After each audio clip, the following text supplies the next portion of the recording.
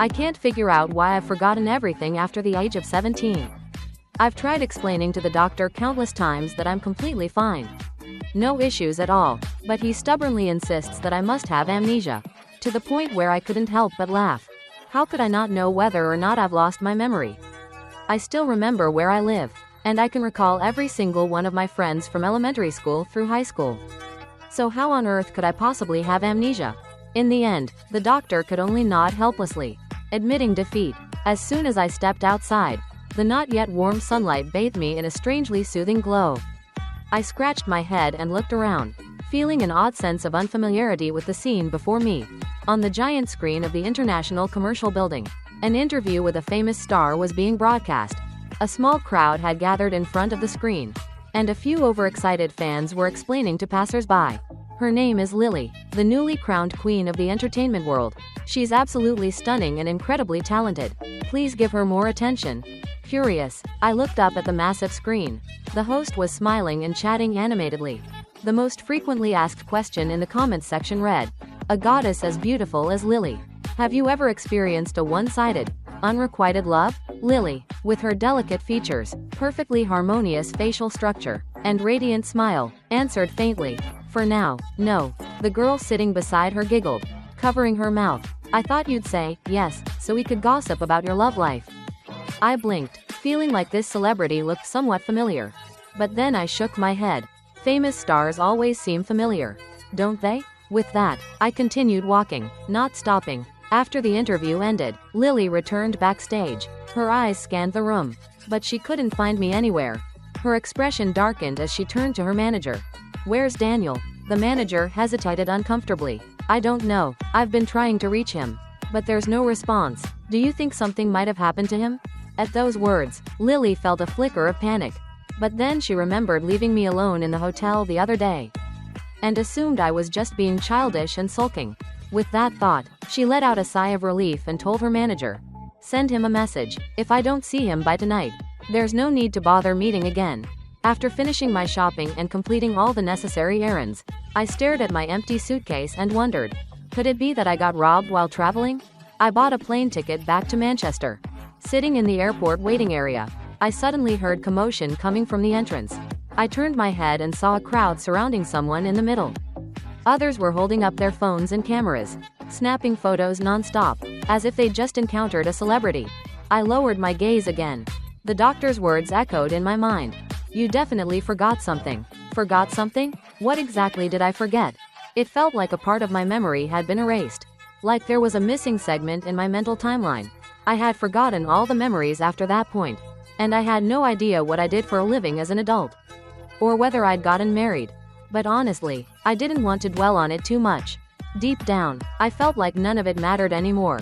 Because during all the days I spent in the hospital, not a single person came to visit me. I decided to stay in this small town and open a flower shop, selling milk tea on the side while listening to people's stories, watching the sun rise and set, and gazing at the waves gently lapping against the shore. The little TV in the shop was playing entertainment news. The host announced clearly, "In today's exclusive interview, superstar Lily clarified rumors about her romantic involvement with Andrew, her co-star in the new TV drama." She emphasized that they are simply professional collaborators, urging everyone to stay rational and avoid overinterpreting their relationship, denying the rumors without consulting the other party first. This was sure to drive the couple's fans insane. Lily stared intently at her phone screen. Our chat interface remained open, displaying the message she had just sent. "Andrew and I are just dealing with a misunderstanding. It's all for promotional purposes. You should come back now. You've been angry long enough." This was the first time she had ever lowered herself to plead with me. Yet there was still no reply. Seeing that she was completely ignoring his advice, the manager angrily slammed the phone shut and snapped, "Lily, listen to me clearly. If you want to keep your career alive, stop causing trouble. Do you know how many people are waiting in line behind you? The moment you slip, someone else will take your place. And as for Daniel, start fixing your own heart from now on. He's probably found another path by now. Are you really going to let a young man like him waste his life as an assistant with no future? Then why didn't he tell me? With the way you usually treat him? If I were him, I would have left ages ago. Why would he bother telling you anything? What's the point of saying anything at all?" Lily's face grew paler with each word. She couldn't believe I would actually leave. Because from the very beginning, I was the one who promised to always stay by her side. I used to like her so much. How could I just walk away without saying a word? She's probably thinking, it's only because she left me alone in the hotel that rainy night. And now I'm upset. She must think I misunderstood the situation between her and Andrew. But this time, she explained everything so clearly. Surely, I'll come back soon enough. The town of Manchester sits right by the sea. And across from my flower shop stretches an endless expanse of water meeting the sky. Every day, I stretch out lazily on a wicker chair by the door, basking in the sun with no particular care, waiting for couples to stop by for photos to liven up the atmosphere. Lately, I still haven't remembered much more. One day, a group of elementary school kids came running in, squatting in front of the shop with wide, sparkling eyes, eagerly asking about each type of flower. I grabbed a palm leaf fan and stepped outside, pointing to each pot leisurely. That's Daisy, and over there is Blue Rose. Further along is Red Rose. The kids looked up at me with admiration, clapping excitedly. Big brother, you're amazing, you know so many flowers. Children's minds are so innocent, so cute. One little boy even said, when I grow up, I want to open a flower shop just like yours. I'm going to be an astronaut. I'm going to be a superstar. And you can be my assistant. A little girl with two tiny buns raised her hand, then pointed at the mushroom-haired boy next to her. He nodded vigorously. Yeah, when I grow up, I'll be an assistant to a superstar. I laughed at their chatter. Suddenly, a blurry memory surfaced, accompanied by a faint voice in my mind. In the memory, a boy rested his chin on his hand, talking to a girl. You're definitely going to become a superstar someday. And I'll be your first fan. The girl kept her head down, focused on her homework, not replying. The boy didn't get upset. Instead, he cheerfully added, no, I've decided, I'll be your assistant. A sharp pain shot through my head, forcing me to clutch it and retreat into the shop, sitting down heavily, my chest heaving. Who was that girl in my mind? Later, while cleaning the attic, I finally seemed to find an answer. At first, I'd only planned to arrange some unfinished dried flowers. But unexpectedly, I found an old, faded notebook tucked inside a dusty box. A few rays of sunlight streamed through the small attic window, illuminating the floating dust particles in the air. I guessed this notebook must have been written by me after I turned 17. Haha, today Ms. Superstar and I arrived in New York. New York is so vast and beautiful. This wasn't exactly a diary since there were no dates. Probably just random musings jotted down whenever inspiration struck. I sat on the stairs, leaning against the wall, flipping through the pages. I couldn't recall any of what was written, feeling like an outsider secretly peering into the confessions of a stranger. Then, on one page, there was a date, August 1st, 2017. Today, I forgot to bring water for Andrew. And that's why she got mad at me. But I'm her assistant, not Andrew's. Could it be, she likes Andrew too? Who is Andrew? The version of me writing this seems so sad. Is she, the person I liked? August 2nd, 2017. Today, they filmed a kissing scene. I know it's part of the job for actors. But I couldn't help feeling angry. That Andrew guy, why does he keep making the director yell, cut, during crucial moments? How many times have they kissed already? I really wanted to curse aloud. October 11th, 2017. Today is both my birthday and Andrew's. But she chose to celebrate with him instead. The place was fancy. Andrew dressed impeccably like a prince. And she stood beside him, radiant with happiness. But why am I always the one left behind? I don't want to like her anymore. On the yellowed pages, dried water stains remained. I placed my hand over them, feeling a heavy weight in my chest. So even as an adult, I was never anyone's first choice. Daniel, why did you let yourself suffer like this? November 11th, 2017. Today, she kissed me. She kissed me. So surely, she must like me. Surely, she does. I blinked slowly, letting out a quiet sigh before stepping down the stairs. Someone who isn't loved, when given just a taste of sweetness, is quick to deny all the pain they've endured before, fooling themselves into believing the other person feels the same way. After wrapping up filming that day, Lily quietly returned to her trailer to rest. Director Flick, who had worked with her before, asked thoughtfully, "What happened to that young assistant who was always trailing behind you?" "I haven't seen him since we started filming. He left quite an impression on me. Such a kind personality, always smiling, running around tirelessly on set. Every time I got frustrated, he'd dash over with that big grin. "Oh, Director Flick, don't be mad. Here, have some cool tea I brought from home." But back then, Lily had always treated me coldly, while I kept plastering my warm smiles onto her icy walls. Once again hearing someone mention me, Lily's body trembled slightly, her eyes glistening with unshed tears. Forcing a smile, she replied, "He's been sick lately." Director Flick frowned, suspicion flickering in his mind, but he didn't press further. Back in the car, Lily sat blankly in her seat. It had been so long, yet he still hadn't returned. Could it be he's truly gone? Her voice, weary and soft, called out into the empty space of the car. Daniel, the person who would light up at the sound of her voice, ready to respond with laughter, was no longer here. She stared intently at the text messages between the two of them, her tears blurring the words on the screen. "Daniel, I was wrong. Where did you go in the end?" December 31st, 2017. Lately, I've been unable to stop thinking about the early days when we first arrived in New York. Even though we didn't have much money, she stubbornly refused to use any of mine. Back then, we lived together in a dingy basement apartment.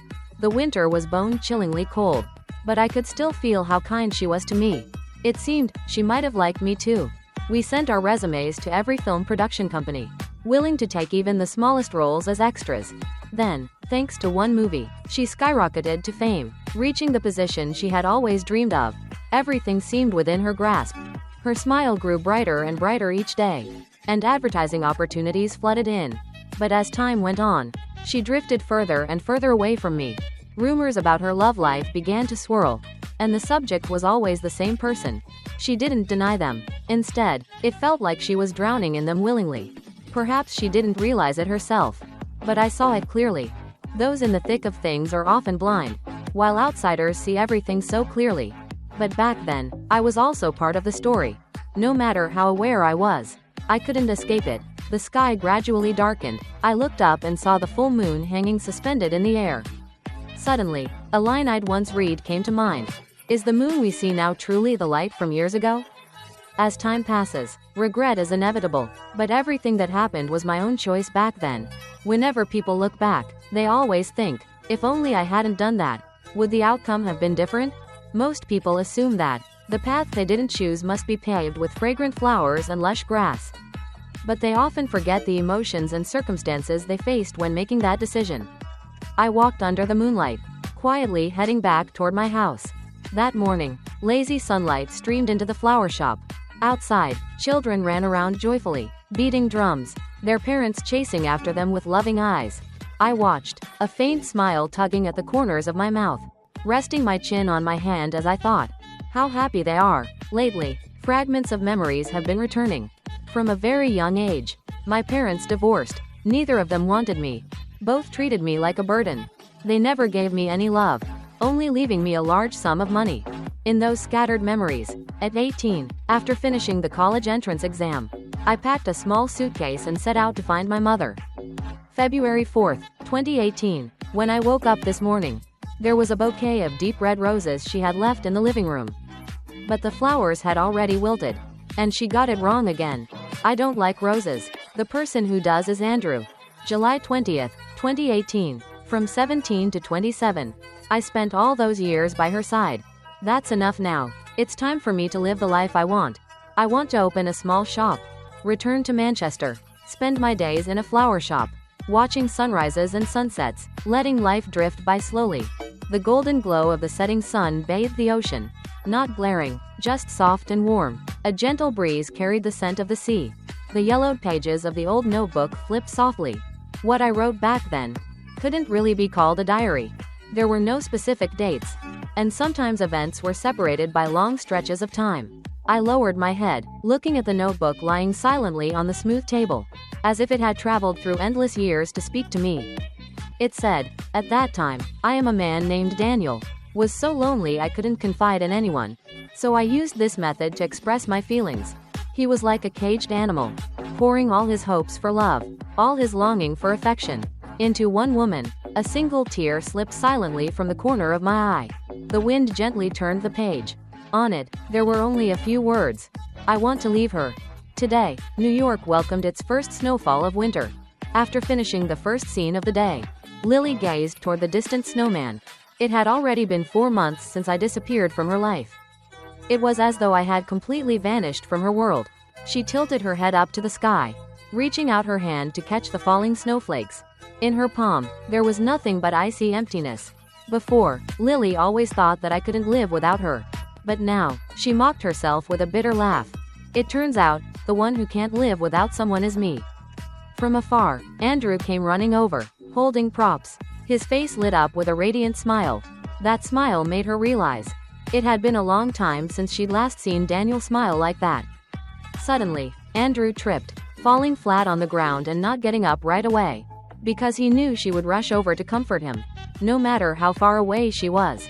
In that moment, a memory flashed through her mind.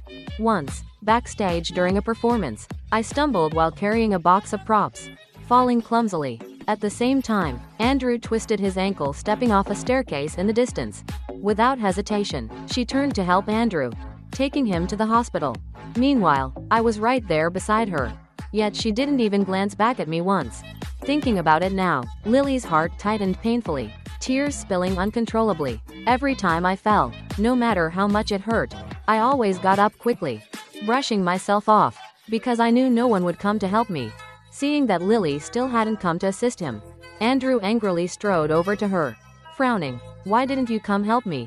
Lily tilted her head and glanced at him indifferently, while Andrew deliberately turned away, feigning petulance. In my memory, I never once sulked with her. Just a word, just a piece of candy from her, and I would feel so happy.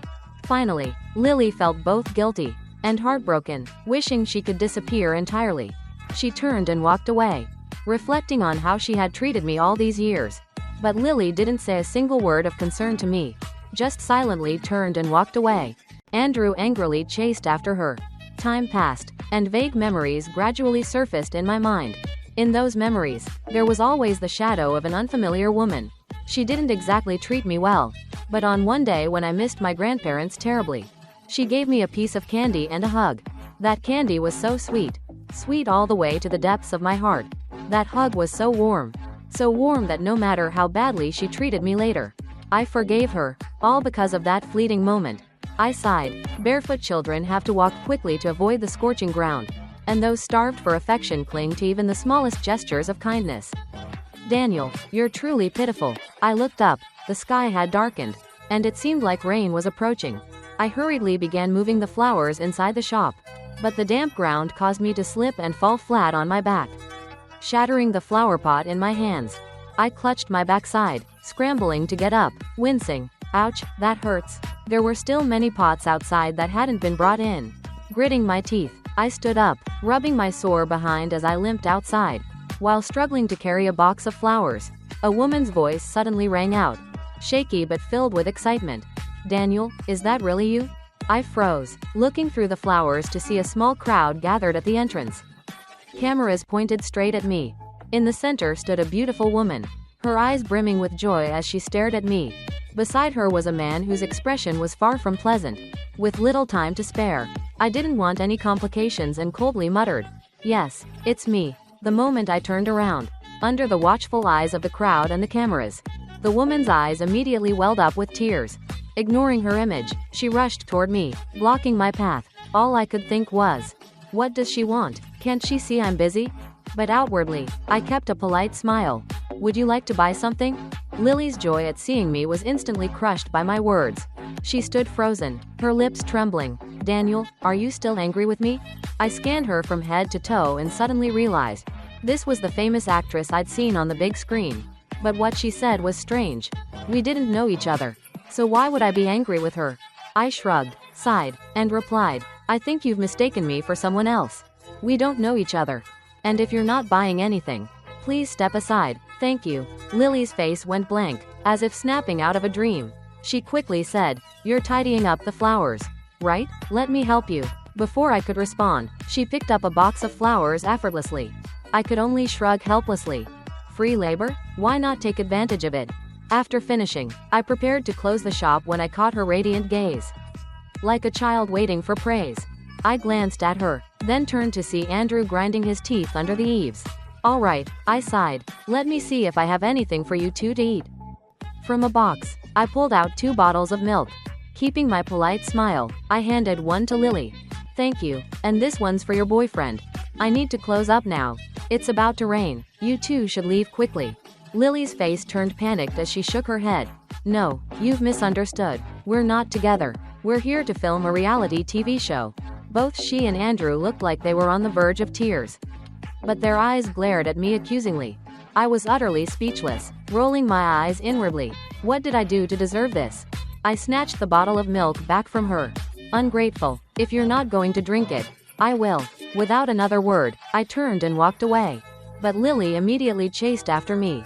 Daniel, listen to me explain. You've got it all wrong. Andrew and I are just work partners. Did you see the news? I already clarified everything. I stuck a straw into my milk bottle, sipping while glancing at her. I already told you, I need to go home. Stop following me. Don't think just because you're a celebrity I won't curse at you. Whatever's going on between you and him has nothing to do with me. The streets were crowded with people leaving work, and nearby shops were closing up. Lily's face turned pale as she frantically grabbed my arm. Daniel, what's wrong with you? Don't scare me like this. Good grief. My head throbbed painfully, and I couldn't take it anymore. To make matters worse, both Andrew and Lily were still trailing behind me. I took a deep breath, gently removed her hand, and spoke firmly. Let me say this one more time. Yes, my name is Daniel, but I'm not the person you know. You've mistaken me for someone else. It's just a coincidence in names. Stop following me. It wouldn't look good if the man behind you gets the wrong idea. Goodbye. As soon as I finished speaking, the sky unexpectedly opened up, and rain poured down in torrents. The rain felt like buckets being dumped over me, and the wind stung my face. Of course, bad luck strikes at the worst times. I knew it was going to rain, yet first one person, then another, blocked my way. I quickened my pace. Behind me, Lily continued to chase. Daniel, slow down, be careful, or you'll fall, quote. Before she could finish, I stepped into a pothole ahead. Unable to avoid it, my foot slipped, and I tumbled forward. My knees and palms scraped against the rough ground, and dirty water splashed all over me, soaking me completely. I looked up, the rain blurring my vision completely. Struggling to get up, I cursed inwardly. Damn it, this is all because of my cursed mouth. When Lily saw me fall, she screamed and rushed over to help. But a pained cry from Andrew echoed behind her. I turned my head to see him sprawled on the ground, eyes squeezed shut, hands clenched tightly, his face turned away. As for me, I staggered to my feet and ran as far away from the two of them as possible. Lily hesitated for a moment, then closed her eyes and turned back to check on Andrew. After finishing my shower, I was drying my hair while glancing at the desk. The diary sat there silently. Lily, Andrew, I slumped into the chair and let out a bitter laugh. It's just a coincidence, right? If it really is a coincidence, then this is some seriously bad luck. My once peaceful life has been disrupted. Again. The next morning, exactly at 9 o'clock, as soon as I stepped out of the house, there was Lily waiting right outside. She looked exhausted, dark circles under her eyes, a clear sign she hadn't slept all night. As soon as she saw me, she hurried over, her face filled with guilt, even slapping herself lightly. Daniel, I'm sorry, I never expected things to turn out like that. If I'd known, I would have never done it. I was wrong. Daniel, can you give me another chance? Come back with me. I stared at her, my heart eerily calm. Too calm. Lily continued, her voice trembling. Daniel, you've lost your memory. Let's go see a doctor. Once you remember everything, we'll get married. Please, don't treat me like this. I raised an eyebrow. You say you love me? She nodded immediately, fumbling behind her back to pull out an eye-catching gift. I laughed. This time, the present didn't even make it to being opened. I didn't want gifts from strangers anyway. With a flick of my hand, I knocked the box out of her grip, shattering it across the ground as the wind scattered the pieces. Lily stood frozen, her eyes hollow, her body seemingly drained of all strength. I looked at her with icy indifference. Remember this, I've never liked things like these. The person who does is Andrew. And what you call love. Over and over again, you abandoned me to chase after him. Is that what you call love? Are you insulting me, or are you mocking love itself? Lily shook her head, tears welling up, her voice choking. Daniel? Just then, Andrew came running up, furious, and shoved me hard. What gives you the right to treat her like that? What gives you the right to say those things? He glared at me before turning to comfort Lily. but she took a step back, avoiding his touch, her brows furrowed. Who told you to come here? Andrew looked both hurt and angry, his eyes red. She's treated like this because of you. And you're blaming me for caring about her? Why are you talking to me like this? I gave a cold laugh and said, well, I'll be leaving now. With that, I turned and walked away. Both of them were skilled actors, but unfortunately, they couldn't fool me. Daniel, listen to me. Quote, Lily chased after me, her voice soft as she tried to explain. I don't know how he found this place. I really didn't. Quote, I sighed, cutting her off impatiently. Aren't the words I just said clear enough? She lowered her head, muttering, Daniel, you're sick. Once you recover, we'll go back to how things were before. I shot her a weary glance. Have you ever heard this saying? Her eyes lit up, and she quickly shook her head. No, what is it? I replied coldly. I have to hurt you in order to heal you. I love you, so I must punish you. She tilted her head, confused. What does that sound like to you? I smirked faintly. It sounds exactly like what you're doing right now. It's all nonsense. She didn't get angry or argue back, only offering a weak smile, as if to say, you can yell at me, hit me, do whatever you want. Lily seemed genuinely determined to leave the entertainment industry. Every day, she followed me around. Even her manager came to plead with me several times. Yet she still sat quietly on the chair outside my shop, saying nothing. Online, her fans kept urging her to return. As for Andrew, I hadn't seen him since that day.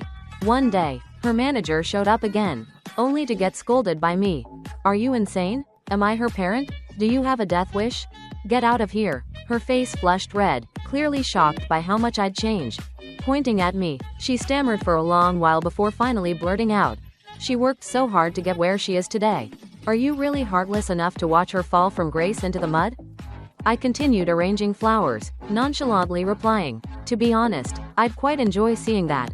Later, I encountered Andrew again. That day, I told Lily I wanted some pastries from the bakery. It was the first time in ages I'd asked her for something. Her eyes lit up, and she happily responded, wait here at the shop. I'll be right back. Andrew stood nearby, glaring at me with venom in his voice. I thought you'd died in that rainstorm. You've got quite the survival instinct. His words didn't faze me. I stayed silent. Instead, he grew impatient, slamming a check onto the table. There's $1 million here. Leave the country, and never come back. And don't ever contact Lily again. I looked at the check and couldn't help but laugh. It felt like I had been dropped into some cliched melodramatic romance novel. The kind of story I used to think only existed in fiction. But now it was happening right in front of me. In my own life. I raised my head and locked eyes with him. Andrew stood there with his arms crossed over his chest, glaring at me furiously, radiating the entitled aura of a prince who had been spoiled all his life. And well, he really was a prince. I'd met him before, back when I finished my college entrance exams. The young man who went shopping with my biological mother that day. It was him. The second time was at that birthday party, the one Lily ditched me to attend. At the time, Andrew was surrounded by admirers, shining brightly like a star, dazzling and untouchable. He lived in an ivory tower, while I was just a poor guy walking on the ground. Why aren't you saying anything? He frowned, then seemed to remember something, his expression softening slightly. Is this amount too little for you? No problem. I've got this blank check right here. You can fill in whatever amount you want. I'll pay it. The corner of his mouth curled up in a smug smirk, his challenging gaze making my skin crawl. I gave a faint smile and picked up the $1 million check. Truthfully, at that moment, I envied him deeply. He had taken my mother from me, and now he was taking Lily too. Life truly was unfair in the most absurd way possible. That night, as I closed up the shop to go home, Lily quietly followed behind me. She looked lonely and pitiful. I walked while munching on a street-side pastry I'd bought, crossing the long street under the dappled shadows of trees. Moonlight spilled across the ground, and the houses on either side were lit up warmly. Lights meant people, and where there were people, someone was always waiting for their loved one to return. Daniel, have you remembered something? Lily's voice came from behind me, her eyes brimming with hope. I didn't answer, just kept walking. My life, it seemed, was destined to be this lonely. No father who cared, no mother who loved, both cheated and divorced. They didn't need me, only throwing money my way without an ounce of affection. Now, when I couldn't move forward anymore, Lily desperately tried to make me recall the past. She believed that if I remembered, there would still be hope for us. But there's a saying, no one can wake someone who's pretending to sleep. Someone as smart as Lily must have realized it by now. I was simply playing dead. That day, she brought lunch to the shop. As she opened the container, she smiled brightly. Look, it's your favorite pickled chicken feet. Back then, whenever I wasn't traveling for work, I'd buy a big bag from the supermarket for you. You'd eat them while playing games. It was so delicious. I secretly learned how to make them. Try some and see if they taste the same. Her hands were covered in band-aids, looking so clumsy it hurt to look at. I sighed. Lily, stop wasting your time on me. I'm really content with my solitary life right now. A flower petal drifted down. Suddenly, Lily threw her arms around me tightly, as if sensing I was about to leave her. But Daniel, I don't want to lose you. During the time without you, I didn't know how I survived. Before, when I was filming, you'd always whisper in my ear. Always take me home, cook for me, smile at me. But then you left. It felt like a piece of my heart was missing. It hurt so much, hurt to the point I wanted to die. I can't live without you. Daniel, please, can we go home? You once said it. You said Daniel would love Lily for a very, very long time. That's what you said. A cold wetness spread across my shoulder. But not a single emotion stirred in my heart. All I could think of was a distant memory. At 18, heavy snow blanketed the mountains. That year, Daniel truly loved Lily with all his heart, believing he would love her forever. Perhaps even the me from back then could never have imagined. The person who once loved her so deeply that he lost himself now felt nothing at all. No pain, no hatred, just emptiness. Outside the window, the great tree swayed restlessly in the wind. Spring passed, summer arrived, and autumn came once more. Yellow leaves fell naturally from their branches. On the train called life, there will always be people who teach us something. But they are merely passengers. Here today, gone tomorrow. I gently patted her back, just as she had consoled me when I was 17. After my grandparents passed away. Lily, we both have to move forward. Before leaving, Lily's eyes were red-rimmed as she dragged her suitcase to the shop's entrance. She had grown much thinner, her face pale and weary. Daniel, will you always be here? I replied softly. No. A tear slid down her cheek, her hand gripping the suitcase handle until her knuckles turned white. She stood there for a very, very long time. In the future, where will I go to find you? Will I ever be able to find you again? Her voice was hoarse, her eyes filled with despair. So it was true. On that very night, she had truly lost me forever. I didn't say a word, nor did I see her off. I just stood there, gazing up at the planes streaking across the sky, wondering if any of them carried her. From a young age, I learned how to endure loss. My parents never loved me. My grandparents passed away one after another. Even Lily once left me. And tonight, yet another person stepped out of my world. The road ahead, still only I would walk it alone. The moon shone so brightly it ached. But everything before me was pitch black. It didn't matter. I simply kept moving forward gently, without looking back. Lily's side story. Looking back on those late-night study sessions in 12th grade, the classroom always carried the faint scent of chalk dust. I rested my head on the desk, my fingers idly brushing over a picture of a famous actress in a magazine. My eyes were filled with longing, but reality pressed down on me until that longing dimmed. I wanted to be an actress. I wanted to stand under the bright lights of the stage. But the grayness of this small town, and my parents' lack of understanding loomed like an invisible wall blocking my path. Lily, what are you daydreaming about? Daniel's voice carried a teasing lilt as he pushed a warm bottle of milk toward me. Still fantasizing about becoming a superstar? I slowly raised my head. Daniel, tell me, am I just being foolish? Mom and Dad say it's all just a fantasy. Completely unrealistic. Daniel rested his chin on his hand, his eyes sparkling like a galaxy. Dreams don't come with labels of realistic or unrealistic. When you act in class plays, the light in your eyes is completely different from now. You're naturally beautiful, and you have a talent for acting. In the future, you'll definitely become a star. I mean it, I'll be your very first fan. Then Daniel suddenly straightened up. No, not a fan. I want to be your assistant, to follow you around the world. His words made me laugh, and some of the sadness in my heart lifted. Daniel was always like a little son, carefully nurturing the dreams I was too afraid to voice aloud. Watching him wave his arms excitedly as he painted a picture of the future. For the first time, I felt that distant dream flicker with a glimmer of hope. Only later did I realize, it wasn't the dream that lit up Daniel's eyes. It was me. That summer after college graduation, Daniel and I stood in the middle of a bustling New York street. Skyscrapers towered above us, cars rushed by, but none of the lights shone for us. We rented the cheapest basement apartment we could find. The walls were damp and moldy, and during winter, icy drafts seeped through the cracks in the door. Daniel, did we make the wrong choice? After failing yet another audition, I curled up in a corner of the room, my voice trembling on the verge of tears. Daniel pulled a small hand warmer from his backpack and slipped it into my palm. His hands were red from the cold. It's not wrong. Didn't the assistant director just say you had great screen presence? We just haven't found the right opportunity yet. Then, like a magician, he produced half a chocolate bar. Let's recharge. Tomorrow, we'll try another film set. Those days, we gnawed on the cheapest bread, running back and forth between auditions. When I was scolded by the director for my minor roles, Daniel secretly slipped a few candies into the pocket of my coat. When I earned my first paycheck from a YouTube video, Daniel was even more excited than I was, dragging me to eat skewers from a street vendor, calling it the debut celebration for a rising star. The dim light in the basement barely illuminated anything, but Daniel's smile was the only warm glow in those dark times. I thought those days would last forever, but I failed to notice. His gaze toward me had long crossed the boundary of friendship. Later, a single hit movie unexpectedly turned me into an overnight sensation. Flashing cameras and bouquets surrounded me. I moved into a spacious apartment, signed endorsement deals, and scripts flooded in. No more cramming into the basement. But somewhere along the way, our conversations began to dwindle. I was caught up in all kinds of events. Daniel quietly adjusted my dress for me backstage.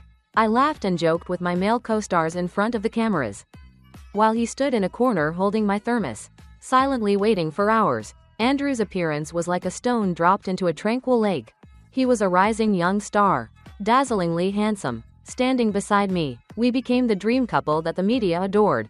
Once, because Daniel forgot to bring water for Andrew, I unconsciously snapped at him. "What were you thinking?" The words left my mouth before I could stop them, and immediately, I regretted it, but all I saw was his bowed head as he walked away in silence, his once bright eyes dimming right before my eyes. That night, after wrapping up the shoot and returning to the hotel, I found a bottle of my favorite milk placed by the bedside. Next to it was a small note. "Sleep early. It's going to rain tomorrow. Don't forget your umbrella." Looking at those words, my heart stirred uneasily. But soon, that feeling was swept away by the whirlwind of work. I began appearing publicly with Andrew more and more often. Scandals spread everywhere. I neither confirmed nor denied them but quietly basked in the attention. I didn't realize that, in doing so, I had repeatedly pushed Daniel aside. I failed to notice how his gaze darkened whenever he saw news about me and Andrew. Until finally, only emptiness and silence remained. It wasn't until Daniel lost his memory, forgetting me, forgetting all the past between us, that I understood what I had truly lost. Standing outside the flower shop, when I saw a distant and cold Daniel, it felt like my heart was being squeezed tight. I became his little shadow, hoping to earn even a single glance in return. My manager scolded me for losing my mind. Fans urged me to wake up, but I didn't care, until that day, when I saw him knock away the gift box I gave him and say coldly, "I never liked these. The person who likes them is Andrew." At that moment, it finally hit me. The boy who had cheered me on during my high school years as I chased my dreams, who slipped hand warmers into my palms in our freezing basement, who silently stayed by my side for 10 long years, had been pushed out of my life by my own hands. Finally, I understood. No matter how dazzling the stage lights were, they could never match the gentle glow of the dim light in that basement. No matter how bright Andrew shone, he wasn't the one who had cradled my dreams in the palm of his hand. But by now, in Daniel's eyes, there wasn't even a trace of lingering affection from the past. The last time I saw him was in front of the flower shop. I dragged my suitcase and stood watching as he watered a pot of mint. The evening sun fell softly on his hair, casting a gentle golden hue. I asked quietly, "Will you always be here?" He looked up, his gaze calm, barely rippling. "No." The plane soared into the sky. I stared at the clouds outside the window, tears silently streaming down my face. In the end, I fully understood Daniel's tenderness, but I had completely lost him. The person who once said he would love me for a very, very long time, had truly stepped out of my world. Some feelings are like snowflakes landing in your palm, At first, you let go because it's cold. And by the time you want to hold on tightly, they've already melted away without a trace. No matter how brightly the stars shine, they can never illuminate the figure that once lit up my entire youth. Some loves, once missed, are lost forever.